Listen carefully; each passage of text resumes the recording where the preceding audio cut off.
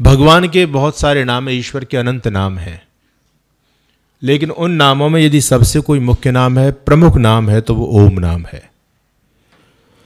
भगवान के सारे नामों का सार है ओंकार, और वेदों की सारी ऋचाओं का सार है गायत्री। इसलिए हमारे पूर्वज कहते थे, ओम नाम सबसे बड़ा, उससे बड़ा न कोई, और जो इसका सुमिरन करे तो शुद्ध आत्मा होए। सर्वे वेदायत पद्मा मनंती तपांसी सर्वाणि चेत वदंती, यदि छंतो ब्रह्मचर्यम चरंती तत्ते पदम संग्रहण प्रब्रवीमि ओम इत्येतत्। उपनिषद कहते हैं, सर्वे वेदायत पद्मा मनंती, सारे वेद जिस परम पद की कामना करते हैं, जिस परम पद का व्याख्यान करते हैं, तपांसी सर्वाणि चेत वदंती, और सभी तपस्वी लोग जिस परम पद को प्राप्त करने के लिए तपस्या का आचरण करते हैं, तपस्याचरण करते हैं। यदि छंतो ब्रह्मचर्यम चरंती, और जिस परम पद की प्राप्ति के लिए ब्रह्मचर्य लोग ब्रह्मचर्य की सघन साधना करते हैं, वो परम पद क्या है? तो कहते हैं तत्ते पदम संग्रहण प्रब्रवीमि ओम इत्येतत्, वो परम पद ओम है। आप लोगों ने आचार्य धन्वंतरी का नाम सुना होगा, बहुत बड़े आयुर्वेद के ज्ञाता थे। उनसे एक बार लोगों ने पूछा कि ऋषिवर, आपने इस शारीरिक व्याधियों को दूर करने के लिए तो अनेक प्रकार की औषधियों का खोज की है, लेकिन क्या मानसिक रोगों को दूर करने की भी कोई औषधि आपने बनाई है ना? तो आचार्य धन्वंतरी कहते हैं कि मानसिक रोगों को दूर करने की औषधि तो ऑलरेडी पहले से बनी हुई है। मैंने तो शरीर के रोगों को दूर करने के लिए औषधियां बनाई हैं। तो लोगों ने कहा कि वो कौन सी औषधि है? तो आचार्य धन्वंतरी कहते हैं, ओम नाम स्मरण भेषजात, भेषज कहते हैं औषधि को संस्कृत में। ओम नाम स्मरण भेषजात विनश्यन्ति सकला रोगा, सत्यम सत्यम सत्यम ब्रवीमि अहम। ओम नाम स्मरण रूपी औषधि से मन के सारे रोग नष्ट हो जाते हैं। मैं सत्य बोलता हूं, सत्य बोलता हूं, सत्य बोलता हूं। इसलिए हमारे ऋषि महर्षि ओंकार की उपासना किया करते थे। जब तक किसी मंत्र के आगे ओम नहीं लगता, तब तक मंत्र भी पूरा नहीं होता है। पता है ना आप लोगों को? यूं तो भगवान के बहुत सारे नाम हैं, लेकिन जब मंत्र बोलते तो कौन सा नाम लेते हो? केवल आर्य समाज ही नहीं लेते, सभी लेते हैं। दुनिया में जो भी मंत्र बोलता है, चाहे वो भगवान को माने या ना माने, ध्यान दीजिए मेरे शब्दों पर, चाहे वो ईश्वर को माने या ना माने, चाहे वो भगवान के अन्य नामों को माने या ना माने, एक बात याद रखिएगा, भगवान के अन्य नामों को लेकर के समाज में विवाद हो सकता है, लेकिन ओम शब्द निर्विवाद है। ओम को लेकर के किसी को कोई आपत्ति नहीं है। जैसे उदाहरण के लिए जैनी लोग ना तो राम को मानते, ना कृष्ण को मानते, ना देवी सीता, ना भगवती दुर्गा, किसी को नहीं मानते। उनका अपना अलग धर्म है, मत है, लेकिन ओम को वो भी मानते हैं। केवल हम ही मंत्र बोलते हैं तो केवल हम ही ओम नहीं बोलते मंत्र के प्रारंभ में, ओम विश्वानि देव, ओम भूर्भुवः स्वः, ओम शन्नो देवी। हम ही केवल ओम नहीं लगाते, बल्कि जैनी लोग भी जब मंत्र बोलते हैं तो वो भी ओम लगाते हैं। ओम नमो रिहंताणम, ओम नमो आर्याणम, ओम नमो ज्ञानम। तो ओम को वो भी मानते हैं। बौद्ध जो है नास्तिक मत है, लेकिन बौद्ध लोग भी जब मंत्र बोलते हैं ओम मणि पद्मे हुम, वो भी ओम बोलते हैं। बौद्धों ने भी ओम को स्वीकार किया, जैनियों ने भी ओम को स्वीकार किया, मुसलमानों ने भी ओम को स्वीकार किया है। अब आप कहेंगे जी मुसलमान तो उल्टे चलते हैं, ये कैसे ओम को मानेंगे? मुसलमानों में एक शब्द है आमीन। क्रिश्चियन और मुसलमान ये भाई भाई सही हैं दोनों, तो ये आमीन बोलते हैं। आमीन इनके यहाँ बड़ा पवित्र शब्द माना जाता है। जब भी कोई मुल्ला मौलवी कोई भाषण देता है तो आमीन आमीन बीच में बोलते रहते हैं। तो ये ओम ही तो आमीन है। धीरे धीरे भाषा से बदलते बदलते बदलते बदलते बदलते बदलते, जैसे यमुना जी को जमुना जी हो गया है ना, इसी प्रकार से ओम को आमीन हो गया। अंग्रेजी लोग भी ओम को मानते हैं। परमात्मा सर्वव्यापक है, परमात्मा सर्वरक्षक है। God is omni potent, God is omni present. ये ओमनी क्या है? ये अपना ओम ही तो ओमनी है।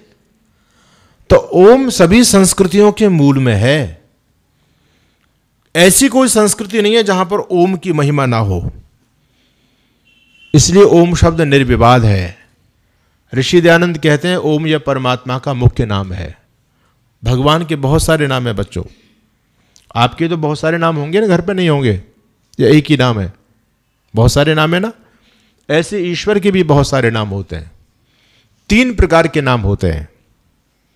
एक होता है मुख्य नाम, एक होता है संबंधवाचक नाम, एक होता है गुणवाचक नाम। अब मुख्य नाम क्या है? जो जन्म के साथ विद्वान परिवार के लोगों के द्वारा जो रखा जाता है वो आपका मुख्य नाम है, ठीक है ना। जैसे हमारे प्रधान जी बैठे हैं जितेंद्र जी, इनका मुख्य नाम क्या है? जितेंद्र जी मुख्य नाम है इनका। अब इनके संबंधवाचक भी नाम है, कोई उनको पिताजी बोलते हैं, कोई चाचा जी बोलते हैं, कोई ताऊ जी बोलते हैं, कोई मौसा जी बोलते हैं, कोई जीजा जी बोलते हैं, कोई फूफा जी बोलते हैं। ये सारे नाम है या नहीं? ये संबंधवाचक नाम हो गए। हम इनको प्रधान जी बोलते हैं, ये कैसा नाम है? ये गुणवाचक नाम है। उनके अंदर वो क्वालिटी है। अब ये प्रधान जी जाकर के कोर्ट में बहस करें तो नाम तो मुख्य नाम तो जितेंद्र है, लेकिन लोग उनको वकील साहब भी बोलेंगे। पढ़ाएंगे तो लोग मास्टर साहब बोलेंगे, ठीक है। आर्य समाज को देखते हैं, यहाँ की व्यवस्थाओं को तो लोग प्रधान जी बोलते हैं, है ना। विद्यालय में जाएंगे तो लोग मैनेजर साहब बोलेंगे, बोलेंगे नहीं बोलेंगे? आदमी एक है, लेकिन आदमी के नाम कितने हो गए? बहुत सारे। जैसे जैसे व्यक्ति का काम वैसा वैसा व्यक्ति का नाम। बात समझ में आ रही है आपके? नहीं आ रही? तो उसी प्रकार से जैसे हम एक हैं, हमारे नाम अनेक हैं, उसी प्रकार से ईश्वर भी एक है और उसके नाम बहुत सारे हैं। अब परमात्मा का मुख्य नाम क्या है? ओम, ठीक है, कभी भूलना नहीं इस बात को। परमात्मा का मुख्य नाम है ओम।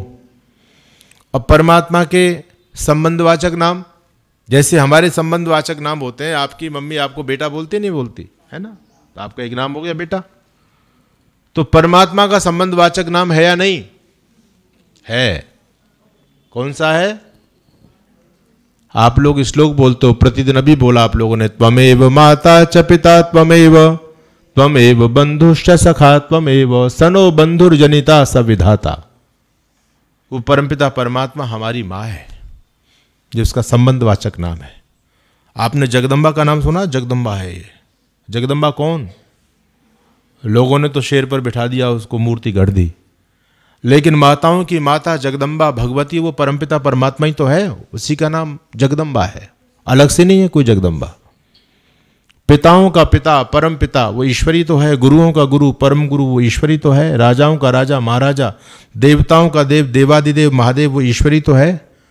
तो ये परमात्मा के कैसे नाम हो गए? ये सारे संबंधवाचक नाम हुए। अब हम गुणवाचक नामों की बात करें। जो क्वालिटी के आधार पर नाम पड़ता है उसको कहते हैं गुणवाचक नाम, ठीक है। जैसे किसी व्यक्ति का नाम वकील साहब है, वकील साहब बोलते हैं, इंजीनियर साहब बोलते हैं, डॉक्टर साहब बोलते हैं, बोलते नहीं बोलते? तो ये संबंधवाचक नाम गुणवाचक नाम है। तो परमात्मा के गुणवाचक नाम क्या है? विष्णु। लोगों ने तो अलग से विष्णु भगवान की मूर्ति बना दी है। जितने भगवान के नाम थे लोगों ने उतनी उतनी मूर्तियां गढ़ दी भगवान की। बोले विष्णु जी क्षीर सागर में लेटे हुए हैं, लेकिन विष्णु कोई अलग से भगवान नहीं है बच्चों, याद रखिएगा। परमात्मा का ही एक नाम विष्णु है। और विष्णु उसको क्यों कहते हैं? वेवेष्टि व्यापनोति चराचरम जगत इति विष्णु। परमात्मा सब जगह व्यापक है सारे संसार में, इसलिए उसको विष्णु बोलते हैं। जो चीज केवल परमात्मा ही नहीं, जो चीज सर्वव्यापक हो जाती है, व्यापक हो जाती है, उसको विष्णु कहते हैं। यज्ञ को भी विष्णु कहा गया है, क्योंकि आपने घी डाला, सामग्री डाली तो कहां गई? व्यापक हो गई नहीं होगी? फैल गई सब जगह, है ना, व्यापक हो गई। तो यज्ञ को भी विष्णु कहा गया। और परमात्मा भी व्यापक है, इसलिए परमात्मा को भी विष्णु कहते हैं। तो विष्णु ईश्वर का ही एक नाम है, बल्कि विष्णु भगवान अलग से कोई नहीं है। ब्रह्मा जो सबसे बड़ा है, उससे बड़ा कोई नहीं है ना, सबसे बड़ा। शंकर भगवान, शम करोति ति शंकरा, परमात्मा सबका कल्याण करते हैं, इसलिए परमात्मा को शंकर भी कहते हैं। बात समझ में आ रही है? गणेश, ये भी ईश्वर का गुणवाचक नाम है। लोगों ने तो वो गणपति बाबा की मूर्ति बना दी, मोटा पेट हाथी की सूंड, लेकिन ईश्वर का नाम गणेश है। वेद में आता गणा नाम तो गणपति हवा महे, वो परमात्मा को गणपति कहा गया। तो गणेश क्यों कहते हैं? गणा नाम ईशा गणेशा, संसार में जितने सारे समूह हैं, मनुष्यों का समूह, पशुओं का समूह, पक्षियों का समूह, समूहों के भी उप समूह हैं, है ना, कितने सारे कीट पतंग, कितने सारे समूह हैं, सबका स्वामी होने से परमात्मा का नाम गणेश है। तो परमात्मा के कितने प्रकार के नाम हो गए? 3 प्रकार के नाम हो गए। परमात्मा एक ही है लेकिन नाम 3 प्रकार के हैं। अनेक नाम हो गए ईश्वर के, एक एक प्रकार में भी बहुत सारे नाम हो गए। तो ईश्वर एक, नाम अनेक, लेकिन हम लोगों ने क्या कर दिया, जितने ईश्वर के नाम उतने ईश्वर बना दिए लोगों ने, और उतने ईश्वर बना करके लोग लड़ रहे हैं आपस में। कहते हैं हमारा भगवान बड़ा, वो कहता हमारा भगवान बड़ा, कोई कहता हमारा भगवान बड़ा। शैव कहते हैं हम बड़े, वैष्णव कहते हैं हम बड़े, शाक्त कहते हैं हम बड़े। कितना विवाद चल रहा है। राम को मानने वाले कहते हैं कि राम सबसे बड़े भगवान हैं, कृष्ण को मानने वाले कहते हैं अब अयोध्या जी की तरफ चले जाओ, वहां केवल राम ही राम नजर आएंगे आपको, और कृष्ण विष्णु को कोई नहीं बोलता। और मथुरा वृंदावन में आ जाओ तो यहां केवल कृष्ण ही कृष्ण मिलेंगे आपको, राम को कोई नहीं बोलता, है ना। तो लोगों ने अपने अपने भगवान और उसमें लड़ रहे हैं कि ये भगवान बड़े हैं, यहां तो कृष्ण की महिमा चलती है, यहां तो राम की महिमा चलती है, वहां शिव की महिमा चलती है। काशी विश्वनाथ चले जाओ तो वहां भगवान शिव है, ना वह राम है ना कृष्ण है। लोगों ने अपने मनगढ़ंत ईश्वर बना करके आपस में समाज को बांट दिया, लोगों ने लड़ना शुरू कर दिया। एक गुरुजी के 2 शिष्य थे, दोनों गुरुजी की सेवा करते थे। गुरुजी बुजुर्ग थे लेकिन दोनों प्रतिदिन की सेवा, मालिश करनी गुरुजी की, स्नान कराना गुरुजी को, तो दोनों में प्रतिस्पर्धा होती थी कि आज तो मैं सेवा करूंगा, वो कहता नहीं आज तो मैं सेवा करूंगा। तो उन्होंने कहा भैया एक काम करो, लड़ने की आवश्यकता नहीं, हम गुरुजी को बांट लेते हैं, सीधा वाला हाथ और सीधा वाली टांग तेरी, और उल्टा वाला हाथ और उल्टी वाली टांग मेरी। एक का नाम था राम और एक का नाम था श्याम। दोनों ने गुरुजी के शरीर को बांट लिया।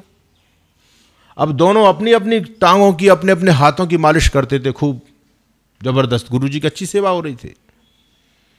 एक दिन श्याम चले गए बाजार, बाहर चले गए, राम अपनी वाली टांग की मालिश कर रहा था।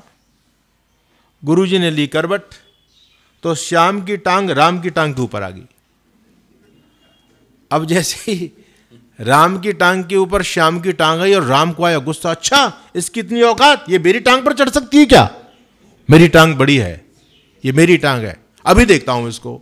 गुरुजी का सोटा पड़ा था, डंडा ले करके राम ने और देश श्याम की टांग पर और देश श्याम की टांग पर, और गुरुजी चिल्लाए लेकिन वो माने नहीं गुरुजी आज मैं इसको देखूंगा, इसकी हिम्मत कैसे होगी, मेरे ही ऊपर चढ़ गई है।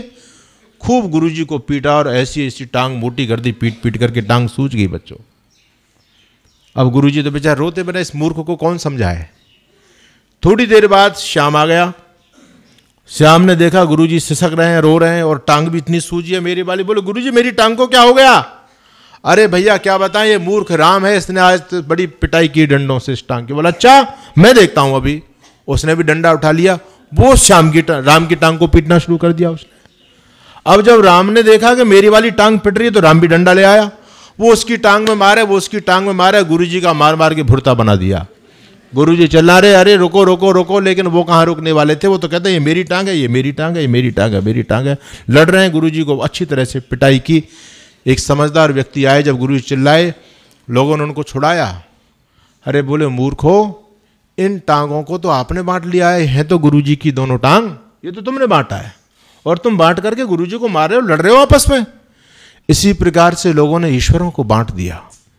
ये मेरा है। आप हरिद्वार में कुंभ के स्नान जब चलता है ना, उस समय लोगों में तलवार खिंच जाती हैं शाही स्नान को लेकर के। वो कहते नहीं हम बड़े हैं, पहले हम शाही स्नान करेंगे। वो कहते नहीं हम बड़े हैं, पहले हम शिव के भक्त हैं।